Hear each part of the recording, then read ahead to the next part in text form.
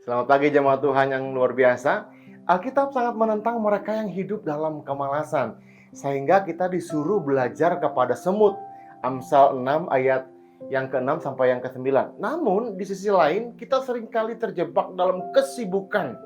Berbagai macam hal kita lakukan seakan-akan waktu yang Tuhan berikan 24 jam sehari, 7 hari dalam seminggu itu sangat-sangat kurang. Kita merasa kalau kita tidak melakukan apa-apa dan tidak sibuk sepertinya tidak afdol hidup ini, ya. Nah, di dalam Lukas 10 ayat yang ke-41, Tuhan Yesus berkata dan menegur Marta. Jawab Yesus kepadanya, "Marta, Marta, kamu khawatir dan menyusahkan diri dengan banyak hal atau dengan banyak perkara." Nah, latar belakang dari nas ini adalah ketika Tuhan Yesus dan para murid tiba pada sebuah kampung atau desa. Marta menerima mereka di rumahnya. Nah, Marta ini punya adik yang bernama Maria. Setelah mempersilahkan Tuhan Yesus dan para murid masuk, Marta langsung sibuk dengan urusan-urusan dapur.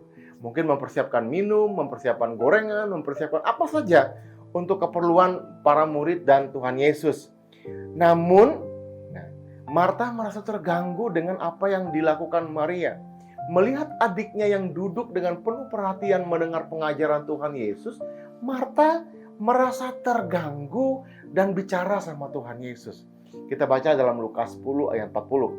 Sedang Marta sibuk sekali melayani, ia mendekati Yesus dan berkata, "Tuhan, tidakkah engkau peduli bahwa saudaraku membiarkan aku melayani seorang diri? Suruhlah dia membantu aku."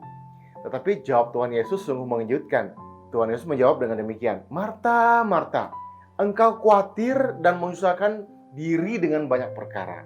Tetapi hanya satu saja yang perlu. Maria telah mengambil bagian yang terbaik, memilih bagian yang terbaik yang tidak akan diambil daripadanya." Ada beberapa pelajaran yang dapat kita ambil dari nas firman Tuhan hari ini, ya. Yang pertama, kalau Tuhan ada dalam hidupmu, tidak perlu khawatir dan menyusahkan diri.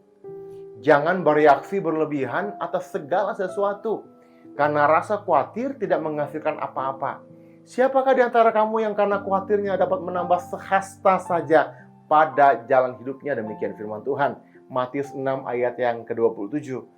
Lakukanlah bagian kita, selebihnya biarkan Tuhan yang melakukan keajaiban. Yang kedua, jangan biarkan kesibukan justru membuat kita mengabaikan Tuhan. Ingatlah, Tuhan haruslah menjadi yang utama dan terutama dalam hidup kita.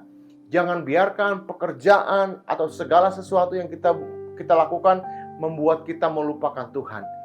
Jadikanlah Tuhan yang terutama dalam kehidupan saudara dan saya. Yang ketiga, mendengar suara Tuhan jauh lebih penting daripada sibuk melayani Tuhan. Sibuk dengan segala pekerjaan-pekerjaan kita. Bapak Ibu sekalian, kita ini adalah hambanya Tuhan.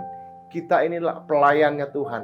Maka sangatlah baik kalau kita sebelum melakukan segala sesuatu, kita mendengar, kita mencari, kita bertanya apa yang Tuhan mau dalam kehidupan kita.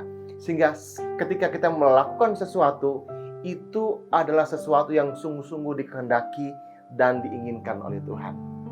Tuhan memberkati kita semua. Kiranya Tuhan menolong kita menjadi orang-orang yang semakin hari semakin serupa dan segambar dengan Tuhan Yesus Kristus. Mari kita berdoa. Bapa di surga, berkati jemaat Tuhan yang belajar firman Tuhan dan mendengar firman-Mu pagi hari ini. Tolong kami semua agar kami sungguh-sungguh menjadikan Tuhan yang terutama dalam kehidupan kami. Dalam nama Yesus Kristus kami bersyukur dan berdoa. Amin. Tuhan Yesus memberkati saudara.